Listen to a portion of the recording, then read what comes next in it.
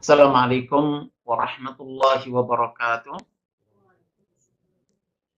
Alhamdulillahi rabbil alamin. Innal hamdalillah nahmaduhu wa nasta'inuhu wa nastaghfiruh wa na'udzu billahi min shururi anfusina wa sayyiati a'malina. May yahdihillahu fala mudilla lahu wa may yudlil fala hadiya lahu. Asyhadu an la ilaha illallah wahdahu la syarika lahu وأشهد أن محمدا عبده ورسوله. اللهم صل على محمد وعلى آل محمد كما صليت على إبراهيم وعلى آل إبراهيم إنك حميد مجيد. اللهم بارك على محمد وعلى آل محمد كما باركت على إبراهيم وعلى آل إبراهيم إنك حميد مجيد. وارض اللهم عن الخلفاء الراشدين أبي بكر وعمر وعثمان وعلي وأن بقية الصحابة رسول الله صلى الله عليه وسلم أجمعين. أيها الشباب، أيها الحاضرون، أوصيكم ونفسي بتقوى الله، فقد فاز المتقون. لقد قال الله تعالى في القرآن الكريم: أعوذ بالله من الشيطان الرجيم، يا أيها الذين آمنوا اتقوا الله حق تقاته ولا تموتن إلا وأنتم مسلمون. سبحانك لا علم لنا إلا ما علمتنا إنك أنت العليم الحكيم. اللهم فقهنا في الدين وعلمنا الكتاب والحكمة. اللهم اغفر ذنوبنا وطهر قلوبنا وفصح ألسنتنا وحسن فروجنا وآتنا الحكمة والحكم رحمة للعالمين. يا حي يا قيوم برحمتك نستغيث. أصلح لنا شؤوننا كلها ولا كلنا إلى أنفسنا طرفة عين. اللهم اجعلنا من عبادك الذين آتيتهم مالا وعلما وهم يتقون فيه ربهم ويصلون فيه رحمهم ويعلمون لله فيه حقا. اللهم اجعلنا من أكبر كبار رجال الأعمال الصدوقين الأمناء، واجعلنا من أكبر كبار العلماء ورثة الأنبياء، واجعلنا من أكبر كبار أئمة الأمة وقادتها وروادها العدول برحمتك يا أرحم الراحمين. أما بعد. Teman-teman para pemuda bintang yang dirahmati oleh Allah Subhanahu wa taala, Bapak Ibu dan peserta kajian yang dimuliakan oleh Allah Subhanahu wa taala. Alhamdulillah kita bersyukur dan memuji Allah Subhanahu wa taala dengan pujian-pujian yang banyak sebanyak makhluk ciptaannya. Hanya karena rahmat Allah Subhanahu wa taala kita mendapatkan hidayah Islam, iman dan ihsan.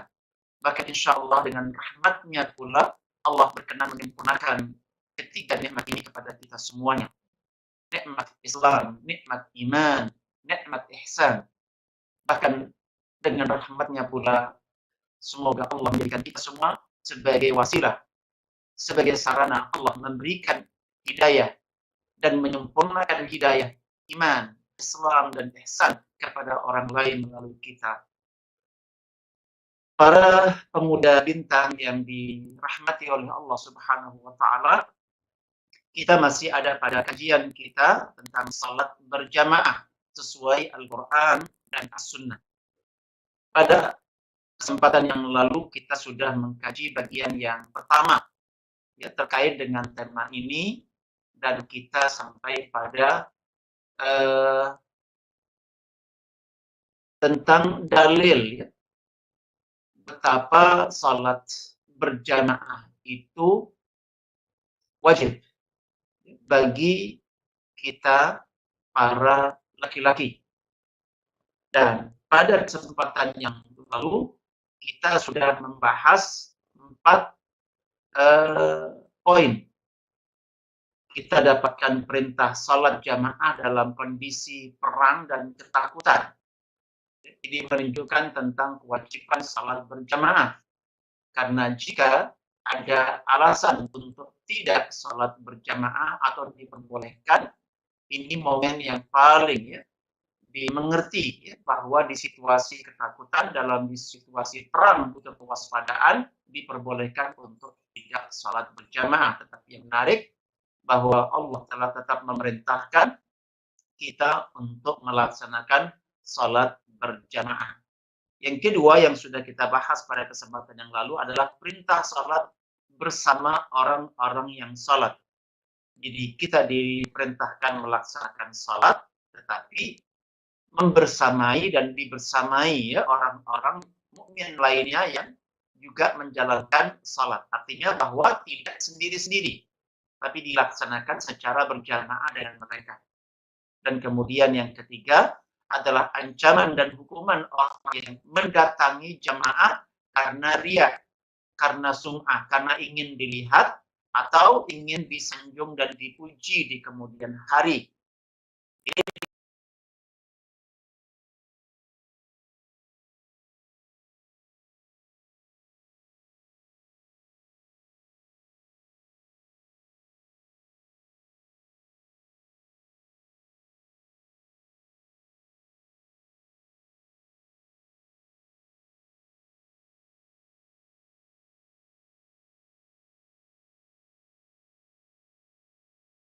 Kejam, ya.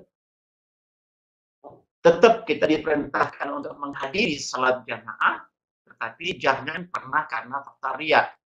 Ini orang yang ya datang karena faktor riya dan sum'ah dikecam dan dihukum oleh Allah SWT. Kemudian poin yang keempat yang sudah kita bahas pula pada pertemuan yang lalu, yang pertama adalah perintah Nabi Shallallahu Alaihi Wasallam untuk melaksanakan salat berjamaah. Artinya bahwa Rasulullah SAW tegas ya memerintahkan kita semuanya untuk melaksanakan salat berjamaah. Dan insya Allah pada bagian kedua ini kita akan lanjut pada poin yang kelima ya, terkait dengan dalil wajibnya kita melaksanakan salat berjamaah, yaitu bahwa Nabi kita Muhammad Sallallahu Alaihi Wasallam berkeinginan untuk membakar rumah laki yang tidak menghadiri salat jamaah.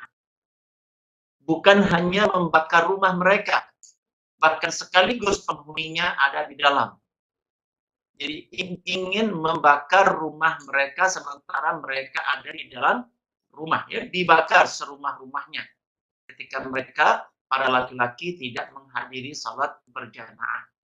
Tentunya tidak mungkin ya kalau tidak ke arah wajib kemudian sampai sekeras itu ya, ajaran yang disampaikan oleh Nabi kita Muhammad Sallallahu Alaihi Wasallam terkait dengan salat berjamaah. Rasulullah SAW bersabda, "Walladhi nafsi biyadih, ya, laqad hamamtu an amura bihatabin fayuhtatab, summa amuru bis salati fayu'dhan, fayu'adhan laha, thumma amuru rajulan faya'ummun nas, summa ukhalifa ila rijalin la yashhaduna as-salah fa'ahrik alaihim buyutahum fa'ahrik alaihim buyutahum walladhi nafsi biyadih law ya'lamu ahaduhum annahu yajidu arqan saminan au mirmataini hasanataini la syahida al-isya, muttafaqun alaihi wal lafdhu lil Bukhari."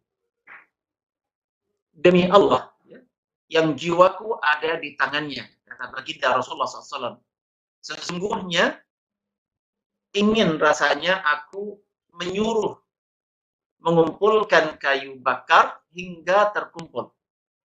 Kemudian aku perintahkan salat dan diazankan buatnya. Kemudian aku perintahkan seseorang untuk mengimami orang-orang itu untuk salat. Lalu aku mendatangi para laki-laki yang tidak menghadiri salat berjamaah itu dan aku bakar rumah mereka sedang mereka ada di dalamnya. Demi Allah yang jiwaku ada di tangannya, seandainya salah seorang di antara mereka tahu bahwa ia akan mendapatkan tulang berdaging gemuk atau tulang paha yang baik, niscaya ia akan hadir berjamaah dalam salat Isya. Andai ada pengumuman bahwa yang datang salat Isya akan mendapatkan daging, ya, ini bukan daging, tulang, ya, yang masih ada dagingnya, ya, dalam jumlah yang cukup masih banyak. Artinya pemisahan daging dari tulangnya tidak bersih sama sekali, ya, masih tersisa dagingnya, ya, kayak sering kita beli di pasar, tiga yang dagingnya masih tebal, ya, tiga yang dagingnya masih tebal, ya. Atau bahkan mendapatkan paha, dipastikan hanya untuk mendapatkan itu orang pasti akan datang mendatangi salat Isya berjamaah. Padahal yang akan mereka dapatkan bukan hanya itu, mereka akan mendapatkan sesuatu yang sangat luar biasa. Ya, jadi Rasulullah SAW sempat, ya, menyampaikan kalimat yang sangat keras ini. Jadi berkeinginan, ya, untuk membakar rumah mereka dan mereka ada di dalamnya. Jadi dibakar rumah mereka bersama mereka sekaligus untuk laki-laki yang tidak menghadiri.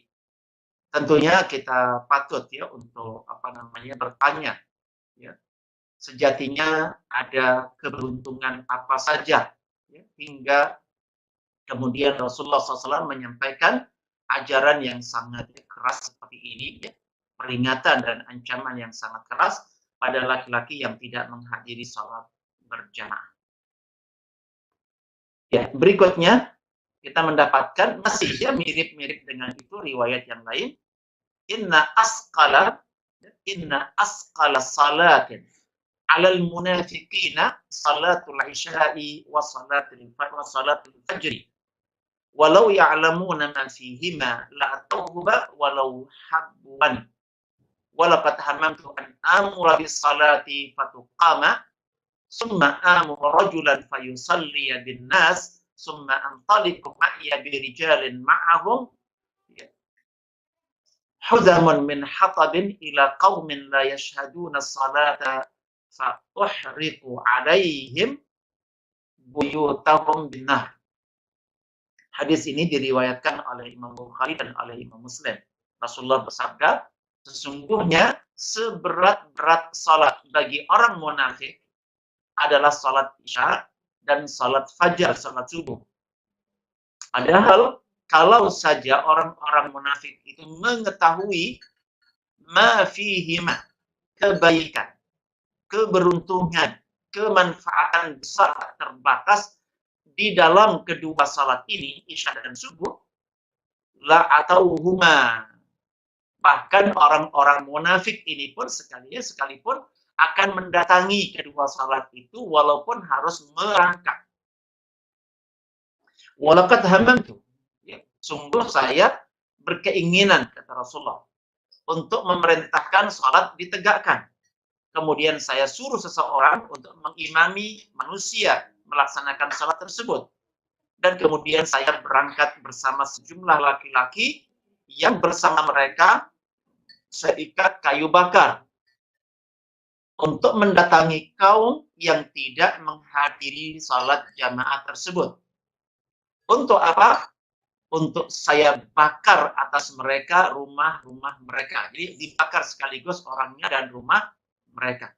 Lagi-lagi kalimat ini menunjukkan betapa pentingnya salat jamaah secara umum dan salat jamaah Isya dan salat jamaah subuh, ya, lebih spesifik karena disebutkan oleh baginda Rasulullah Muhammad SAW, dan kita tahu bahwa orang-orang munafik mereka memaksakan diri melaksanakan ibadah sebagaimana kaum mukminin dan mukminat yang tulus yang lainnya, karena mereka ingin dianggap menjadi bagian dari orang mukmin juga. Hanya tadi mereka datang dengan berat, ya, dengan berat, luar biasa. Ya, kita lihat pada poin yang berikutnya, ya, yang keenam, ya, terkait dengan dalil, ya, yang keenam terkait dengan sholat berjamaah ini. Kita lihat bagaimana Nabi Muhammad SAW tidak memberi keringanan pada orang buta dari sholat berjamaah. Bahkan sampai orang buta yang tidak punya pemandu ke masjid. Bahkan ketika jarak ya, tempat salat itu relatif jauh. Banyak binatang buas, banyak pepohonan, padahal mereka ini orang buta.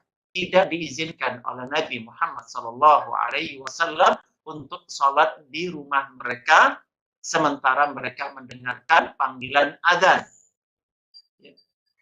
Dari Abu Hurairah radhiyallahu anhu berkata, "Ata Nabiy sallallahu alaihi wasallam rajulun a'ma." Ada seorang laki-laki buta mendatangi Nabi kita Muhammad sallallahu alaihi wasallam, faqal. Lantas orang buta ini, sahabat yang buta ini bertanya atau berkata kepada baginda Rasulullah Muhammad SAW, "Ya Rasulullah, wahai Rasul Allah, innahu laisa li qaidun yakuduni ilal masjid." Saya tidak punya pemandu. Saya tidak punya qaid. Ya, tidak punya driver, tidak punya pemandu yang memandu saya untuk selalu datang ke masjid. Fasa'ala Rasulullah sallallahu alaihi wasallam an yurakhkhisa lahu fayusalli fi baitihi. Karena itulah kemudian orang ini meminta dispensasi, minta keringanan kepada baginda Rasulullah Muhammad sallallahu alaihi wasallam agar beliau diperbolehkan mengerjakan salat di rumahnya sendiri. Spontan, farakhasalahu, Nabi pun segera memberikan rukhsah, memberikan keringanan kepada orang itu, artinya memenuhi permintaannya. Falamma walla, hanya saja ketika orang ini berpaling dari hadapan Nabi dan siap untuk pulang ke rumahnya setelah mendapatkan apa yang dia inginkan, da'ahu, ternyata dipanggil kembali oleh Nabi kita Muhammad SAW, faqal, dan beliau Rasulullah SAW bersabda, hal tasma'un nida bis salati, apakah kamu mendengar suara panggilan untuk salat, suara adzan untuk salat? Qala na'am, qala fa'ajib. Kalau begitu kamu wajib untuk memenuhi panggilan tersebut. Artinya bahwa yang semula tadi diizinkan tidak jadi diizinkan. Dia tetap wajib mendatangi salat jamaah. Padahal posisinya kalau kita bisa bilang sebagai orang awam layak untuk ini udzur syar'i. Ya. Bahwa di situasi tertentu dia mungkin sesekali, bahwa kemudian rutin dan tanpa pemandu layak untuk diberikan izin karena dia sendiri merasa berat. Tetapi ternyata panggilan hayya 'alas shalah, hayya 'alal falah pantang untuk dilewatkan. Panggilan untuk salat, menegakkan salat yang itu dijadikan oleh Allah sebagai penolong kita mendapatkan segala kebaikan dunia dan kebaikan akhirat haruslah dipenuhi. Orang yang beriman kepada Allah Subhanahu wa taala haruslah memenuhi panggilan untuk penegakan salat, apalagi penegakan untuk kemenangan, untuk keberuntungan, al-falah. Hadis diriwayatkan oleh Imam Muslim. Masih di poin yang ke-6 dari Abdullah bin Ummi Maktum radhiyallahu anhu. Tadi tanpa disebutkan namanya, orang laki-laki yang buta. Di sini muncul nama Abdullah bin Ummi Maktum radhiyallahu anhu. Beliau bertanya kepada Rasulullah SAW, "Ya Rasulullah, inni rajulun dharir, ya, dharirul basar, syasi'ud dahab."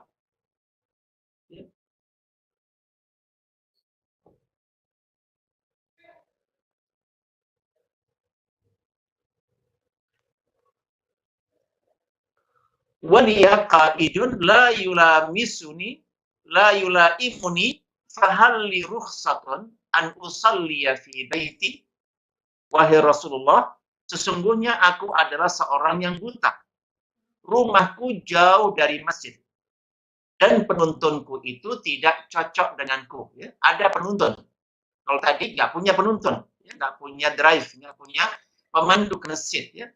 Ini sekarang Abdullah ya, bin Umi Maktum dia punya pemandu, tapi nggak cocok. Wallahu alam apa cocoknya, bahwa dia tidak merasa cocok dengan pemandunya. Ya. Apakah beliau diizinkan, ya, diberikan kemudahan, keringanan untuk melaksanakan salat di rumah? Maka Rasulullah SAW menjawab, hal tasma'un nida? Apakah engkau mendengarkan suara azan? Abdullah bin Umi Maktum menjawab, iya. Maka Rasulullah bersabda, la ajidu laka rukhsatan.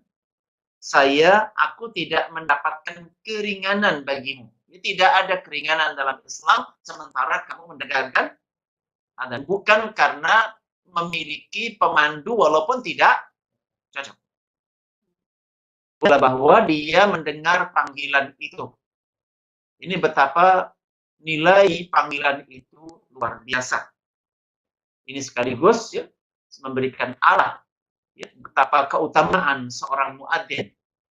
Ya, memberikan keutamaan seorang muadzin, bahwa suara azan yang dikumandangkan itu wajib dipenuhi ya, bahkan oleh orang buta, baik yang tidak punya pemandu ke masjid maupun yang punya pemandu tidak cocok ya, kurang pas. Padahal rumahnya jauh, dikatakan syasi'uddar. Ya, syasi'uddar, rumahnya jauh dari masjid. Ya, dan Rasulullah SAW mengatakan, la ajidu laka rukhsah. Saya tidak menemukan adanya keringanan untukmu atau bagimu. Hadis diriwayatkan oleh Abu Dawud dengan sanad yang sahih. Dengan sanad yang sahih. Ya. Masih terkait dengan poin yang ke-6, bahwa Nabi kita Muhammad SAW tidak memberikan keringanan bagi orang buta dari menghadiri salat jamaah. Semisal itu adalah hadis dari sahabat Ibnu Ummi Maktum. Lainnya, dia berkata, ya Rasulullah, innal madinata kasiratul hawami wassiba'. Kalau tadi alasannya adalah karena faktor rumahnya jauh dan pemandunya tidak cocok. Sekarang ini yang diangkat oleh Abdullah bin Ummi Maktum adalah bahwa di kota Madinah ini masih banyak binatang berbisa dan binatang buas. Lagi-lagi dia memohon kepada Nabi untuk diberikan rukhsah. Maka Rasulullah bertanya, hal tasma'u hayya 'alas shalah, hayya 'alal falah? Apakah kamu bisa mendengar adanya panggilan, mari kita tegakkan salat, mari kita raih ya, kemenangan dan keberuntungan itu? Maka kemudian Abdullah bin Ummi Maktum menjawab, iya, saya dengar itu. Maka Nabi pun kemudian menjawab dan bersabda, fahayya hala. Ya, fahayya hala. Karena itu, penuhilah panggilan untuk penegakan salat itu dan panggilan untuk meraih ya, keberuntungan dan kemenangan. Ya. Nabi SAW tidak memberikan keringanan untuk tidak salat jamaah baginya. Ya, padahal alasannya ini lebih kuat lagi karena keberadaan hewan-hewan berbisa dan hewan-hewan atau binatang-binatang yang buas. Dan luar biasa teman-teman sekalian yang dirahmati oleh Allah, betapa beruntungnya kita ketika diberikan oleh Allah kesehatan dan kesempurnaan anggota badan, terutama penglihatan, dan diberikan kemampuan untuk menghadiri salat berjamaah. Semoga kita diberikan oleh Allah Subhanahu wa taala keringanan ya, dan kemudahan untuk senantiasa menghadiri salat jamaah dan menegakkannya dengan cara yang sempurna. Kita perhatikan pada poin ke-7 sekarang ini, Nabi Shallallahu Alaihi Wasallam ya, menegaskan tentang orang yang mendengar azan dan tidak mendatanginya, maka tidak ada salat baginya. Kalimatnya sangat-sangat keras. Dengar azan, tapi tidak memenuhinya, tidak menghadirinya, maka la salata lahu. Tidak ada salat baginya. Ya, sebuah kalimat yang sangat keras ya, meskipun nanti kita akan mendapatkan tafsir dari kalimat ini lebih ringan, ya, lebih ringan, tidak sekeras kata-kata yang dipakai oleh Rasulullah Sallallahu Alaihi Wasallam. Ya, Nabi SAW bersabda, "Man sami'an nida, ya, man sami'an nida'a, falam ya'tihi, fala salata lahu." Ya, min illa min. Barang siapa mendengarkan nida, panggilan, ya, azan, falam ya'tihi, maka kemudian dia tidak mendatanginya, aslinya fala salat lahu, tidak ada salat baginya. Illa min udrin, kecuali jika ketidakhadiran itu karena ada udur, ya, udur syar'i, ya, karena ada udur syar'i. Di antaranya ya, udur syar'i yang sangat populer adalah karena faktor hujan misalkan, ya, karena faktor hujan itu turun, maka ada udur tidak mendatangi salat. Bahkan dalam kondisi hujan, ya, yang biasanya ada panggilan hayya 'alas shalah, hayya 'alal falah, diubah menjadi sallu fi buyutikum. Tegakkanlah salat itu di rumah-rumah kalian sendiri. Nah, pada posisi ini, meskipun sebagian suara adzan itu kita dengar, tetapi lebih ke arah bahwa waktu salat sudah tiba dan kita justru disuruh melaksanakan salat di rumah kita masing-masing. Sementara mereka yang sudah ada di masjid, katakanlah sudah menunggu dari maghrib hingga isya. Ternyata di tengah-tengah antara maghrib dan isya hujan itu turun, dan ketika kemudian isya tiba, ternyata hujan itu sangat deras sekali, maka mereka yang ada di masjid sejatinya bisa menjamak salatnya maghrib dan isya, sementara mereka yang ada di rumah justru diperintahkan untuk salat di rumah mereka masing-masing. Ya, dan di sini disampaikan oleh Ustadz Sa'id bin Wahab Al-Qahtani, Syekh bin Baz menyatakan bahwa kata la salata lahu itu salatnya tidak sempurna. Bukan tidak sah, tetapi tidak sempurna. Tidak sempurna. Karena kesempurnaan salat itu adalah dengan cara menghadiri salat berjamaah. Sedangkan jumhur ulama tetap menegaskan juga bahwa meskipun tidak menghadiri salat jamaah tapi salat sendiri ada pahalanya, meskipun tentunya berbeda antara salat sendirian dengan ketika kita menghadiri salat berjamaah. Ya. Ini sebuah tambahan, ya, dukungan tentang betapa kita mesti mengutamakan salat berjamaah tadi itu, ya. Meskipun tadi ada kemudian khilaf di kalangan ulama. Kemudian ke-8, meninggalkan salat di masjid yang di situ dikumandangkan adzan termasuk tanda kemunafikan dan sekaligus sebab kesesatan.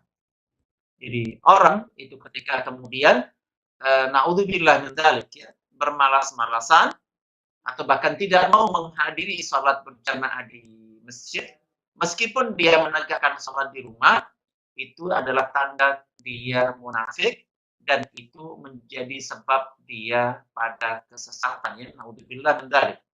Dari Abdullah bin Mas'ud radhiyallahu anhu, ia berkata, "Laqad ra'aituna wa ma yatakhallafu 'anis salati illa munafiqun qad 'ulima nifaquhu aw maridun in kana al-marid la yamshi baina rajulaini hatta ya'ti as-salata wa qala inna Rasulullah sallallahu alaihi wasallam 'allamana sunanal huda wa inna min sunanil huda as-salatu fil masjidi."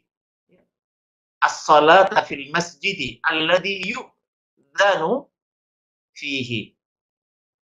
Ya, Abdullah bin Mas'ud mengatakan, saya melihat, ya, menyaksikan kami semua para sahabat tidak ada yang tidak hadir atau yang absen dari menghadiri salat jamaah.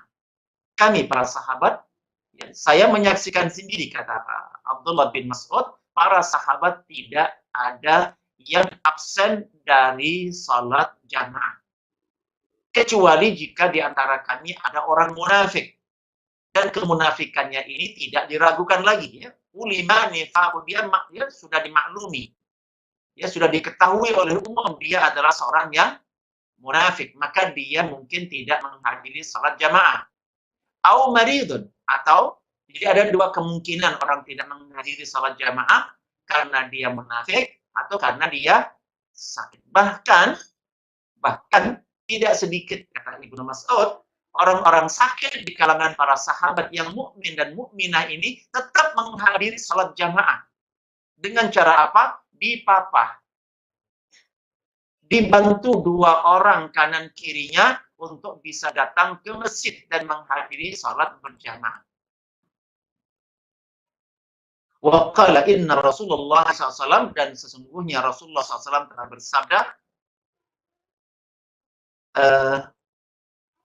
wa qala inna Rasulullah SAW, dan kemudian dia mengatakan sungguh Rasulullah SAW allamana, ya, Rasulullah telah mengajarkan kepada kami sunanal huda, sunnah-sunnah petunjuk. Dan di antara sunnah-sunnah petunjuk itu adalah salat di masjid, salat berjamaah di masjid, di mana adzan dikumandangkan di dalam masjid itu. Ini merupakan sunnah petunjuk, merupakan ajaran dari petunjuk Allah Subhanahu wa Ta'ala yang diajarkan Nabi kepada kami semuanya.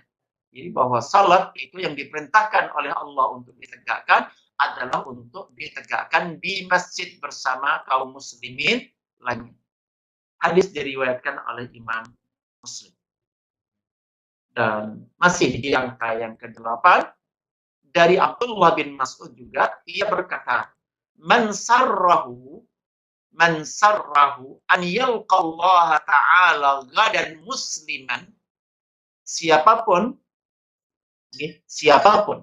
yang senang, siapapun yang gembira untuk bisa bertemu dengan Allah di hari akhir nanti dengan status sebagai orang muslim, orang yang berserah diri kepada syariat Allah, kepada agama Allah, ya siapapun di antara kita yang ingin nanti bertemu dengan Allah pada hari kiamat pada posisi dan status sebagai seorang muslim, falyuhafidh ala haula'is salawat haitsu yunada bihinha.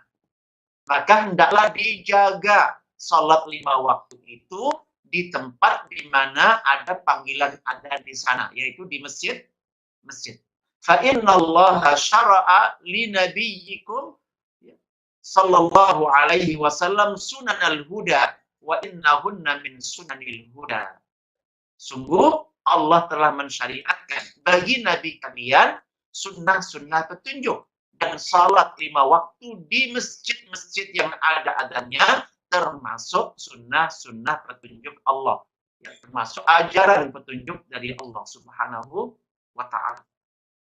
Ya, diriwayatkan oleh Imam Muslim. Ya, masih ya dari Ibnu Mas'ud radhiyallahu anhu. Beliau masih nyambung lagi, dan ini luar biasa ya kalimat-kalimat yang diberikan oleh sahabat yang satu ini.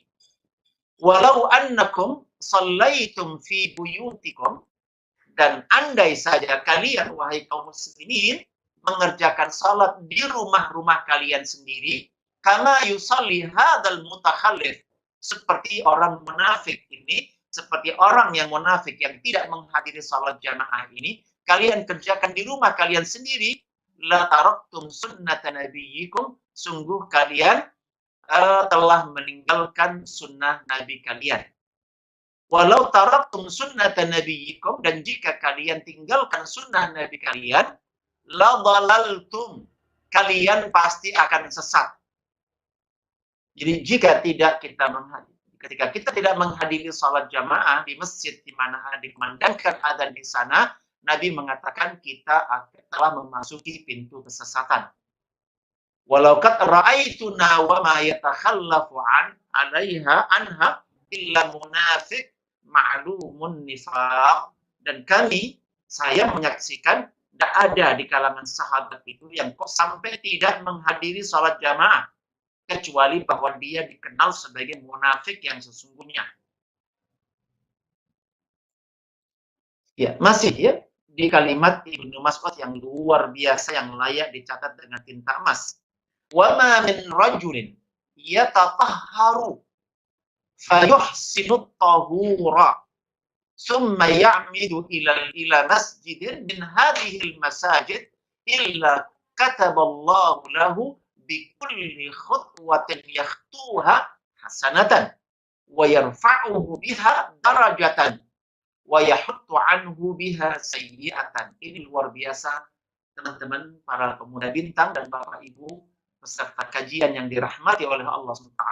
Ibnu Mas'ud berangkat dari ilmu yang beliau dapatkan dari kanjeng Nabi Muhammad SAW mengatakan tidak ada seorang laki-laki pun yang bersuci di rumah, berwudu di rumah, ya wudunya bukan di masjid, tapi wudu di rumah, ya tatahhar fayuhsinu at-tahur, dan dia menyempurnakan bersucinya, dia menyempurnakan wudunya di rumah. Setelah wudu di rumah dengan sempurna, summa ya'midu ila masjid, baru dia berangkat ke salah satu masjid di antara masjid-masjid yang di situ dikumandangkan adzan. Kalau ini dilakukan, wudu di rumah dengan sempurna dan baru kemudian jalan ke masjid, kecuali bahwa Allah akan mencatat, Allah akan menetapkan dari amalan wudhu sempurna di rumah, kemudian berangkat ke masjid, maka setiap langkah dicatat satu kebaikan. Dan diangkat satu derajat. Dan dihapus satu dosa, satu kesalahan. 3 kebaikan kita dapatkan jika wudhunya di mana? Di rumah. Ya. Walaupun boleh-boleh saja wudhu di masjid, tetapi keutamaan ini hilang. Ya, maka jika kemudian kita mempersiapkan diri ya untuk di rumah dan kemudian ya berjalan ke masjid, maka setiap langkah itu dihitung, bukan hanya dilihat oleh Allah, dan setiap langkah ternyata ada nilainya 3. 1 kebaikan ditulis, 1 derajat kita ditinggikan dan diangkat oleh Allah, dan 1 dosa atau kesalahan yang kita perbuat dihapus oleh Allah Subhanahu wa Ta'ala. Ya, dan masih penjelasan dari Rasulullah ya, di poin yang ke-8 ini Rasulullah SAW bersabda, inna lil munafiqina alamat ya, yu'rafuna biha, sungguh orang-orang munafik itu memiliki tanda-tanda, memiliki ciri-ciri, memiliki alamat-alamat yang dengan tanda itu dia dikenal ya, sebagai orang munafik. Apa? Tahiyyatuhum la'nah. Ya, tahiyyatuhum la'nah. Penghormatan mereka itu adalah laknat. Tahiyyatuhum la'nah. Penghormatan mereka itu adalah laknat. Ya, bukan dia tidak pernah ya. Orang munafik itu mendoakan, mengucapkan selamat yang tulus dari hati mereka. Ini merupakan laknat. Tahiyyatuhum la'nah. Wa ta'amuhum nahbah.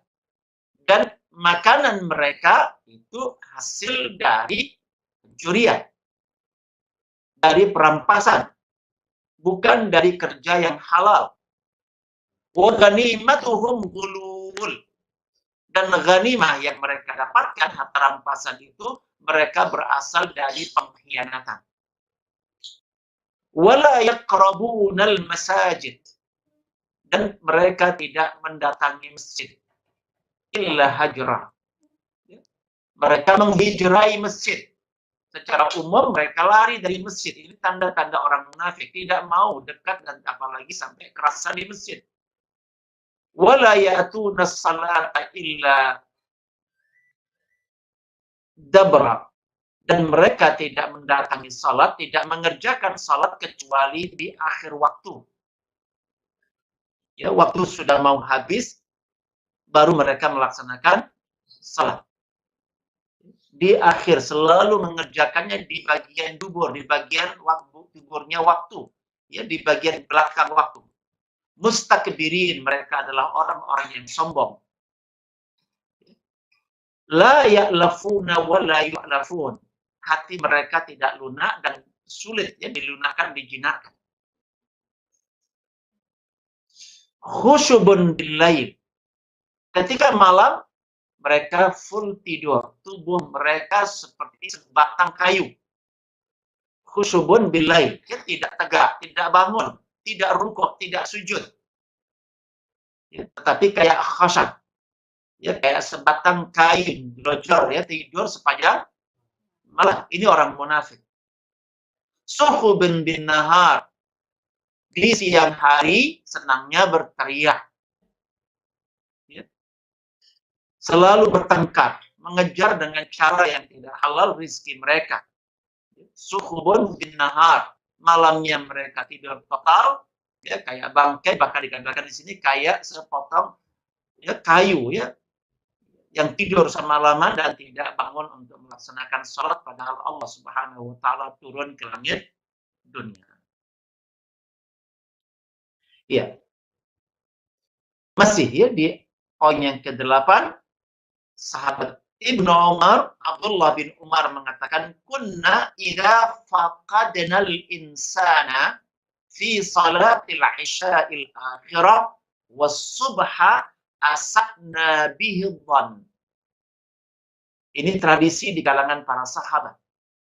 Jika kita tidak menemukan orang-orang tertentu menghadiri salat isya dan salat subuh, kami berprasangka buruk kepada mereka. Ini pasti orang munafik.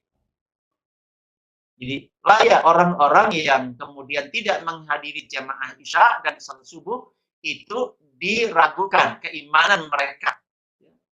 Hampir bisa dipastikan bahwa mereka adalah orang munafik. Ini disampaikan oleh Ibnu Umar, ini di kalangan para sahabat. Sudah ada tradisi seperti itu.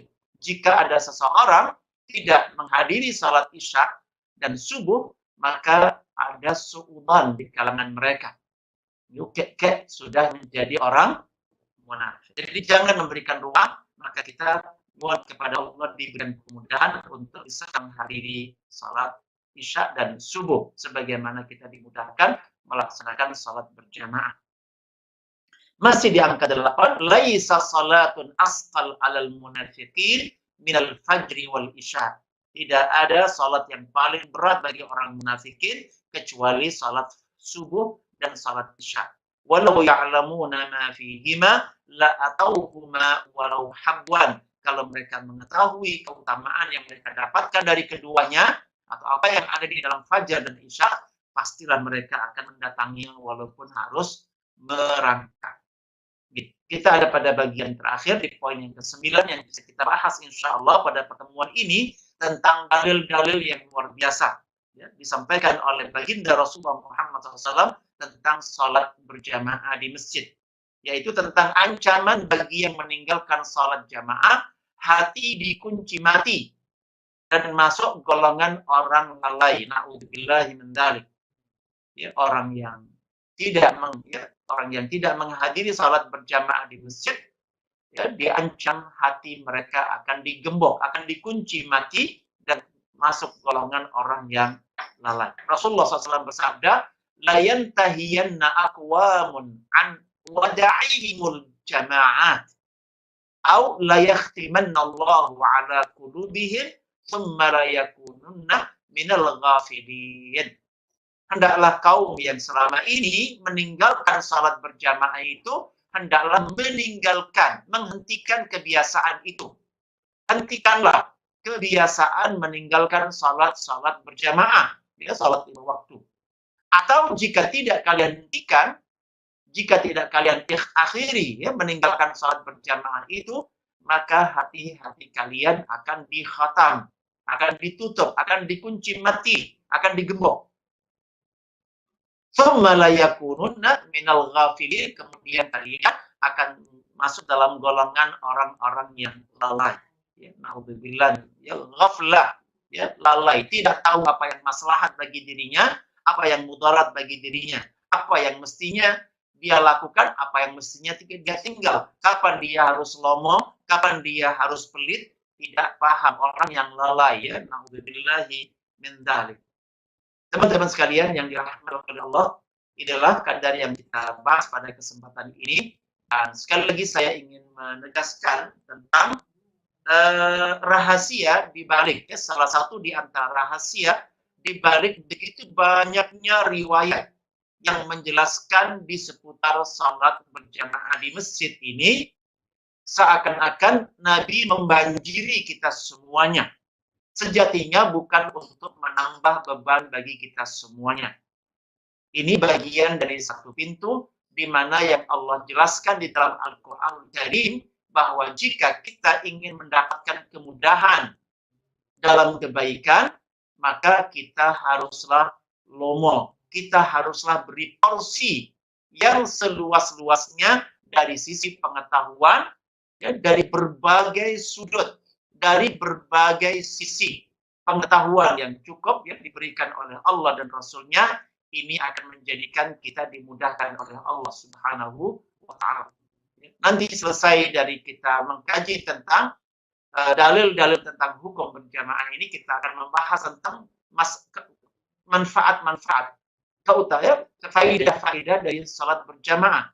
Sekali lagi, ini untuk menyempurnakan agar kita dimudahkan bahkan berkomunikasi dan meyakinkan diri kita sendiri untuk senantiasa bisa menghadiri sholat jamaah dan berjuang, ya, memohon pertolongan kepada Allah agar kita dimudahkan. Selain ini merupakan kekayaan ilmiah yang luar biasa. Jika kita sampaikan kepada orang lain, jika kita ajarkan kepada orang lain, maka akan menjadi ilmu yang bermanfaat, tidak akan pernah putus. Kita orang yang menyampaikan akan mati, tetapi hadis-hadis ini tidak akan pernah mati hingga hari kiamat. Demikian teman-teman sekalian, saya berharap mudah-mudahan di usia, ya, kepemudaan kita ini dimudahkan oleh Allah Subhanahu wa Ta'ala untuk berbekal dengan ilmu-ilmu yang bermanfaat ini dan memohon kepada Allah dimudahkan untuk bisa mengamalkan, dan akan kemudian kita diberikan oleh Allah pertolongan dan kemudahan untuk bisa berbagi dengan orang lain. Betapa indah, ya, masa muda kita gunakan untuk belajar ilmu, mengamalkan ilmu, dan menyebarkan ilmu ini kepada orang lain. Mudah-mudahan kalian semua pada saatnya diberikan oleh Allah keturunan dengan kualitas pemahaman agama yang lebih baik, kualitas keyakinan yang lebih baik, kualitas pengamalan yang lebih baik, dan kualitas penyebaran dakwah dan ajaran Islam ini jauh lebih efektif lagi, lebih meluas dan lebih massal ketimbang generasi-generasi sebelumnya. Kita akhiri dengan